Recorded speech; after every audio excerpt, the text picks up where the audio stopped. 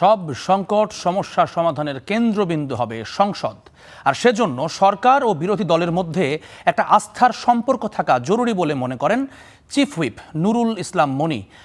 বগুড়া ৬ ও শেরপুর ৩ আসনের নবনির্বাচিত ২ সংসদ সদস্যের শপথের পর তিনি জানান, গুমসহ ১৬টি অধ্যাদেশ আগামী অধিবেশনে তোলা হচ্ছে বিল আকারে।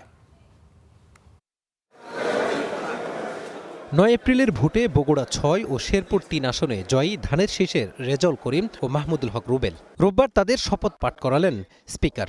এ সময় প্রধানমন্ত্রী সহ উপস্থিত ছিলেন মন্ত্রিসভার সদস্যরাও।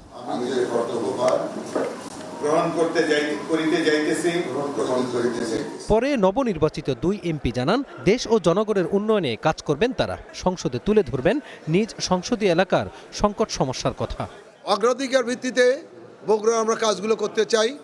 বগুড়ার জনগণের অনেক প্রত্যাশা রয়েছে, কারণ বগুড়ার জনগণ ২০ বছর কোনো উন্নয়ন পায়নি, বগুড়ার সন্তানরা চাকরি পায়নি, বগুড়ার সন্তানদের প্রমোশন পর্যন্ত হয়নি। ঝিনাইগাতি উপজেলার এবং শ্রীবর্দী উপজেলার হাতি এবং মানুষের যে দ্বন্দ্ব আপনারা সকলেই জানেন, এই হাতি এবং মানুষের দ্বন্দ্ব দূর করার স্থায়ী সমাধান করায় আমার মূল কাজ হবে এবং সেই সঙ্গে আমাদের মহারশী নদীর পার্মানেন্ট বাঁধ, স্বাস্থ্যসেবা, শিক্ষা এবং সেই সঙ্গে যোগাযোগ ব্যবস্থা।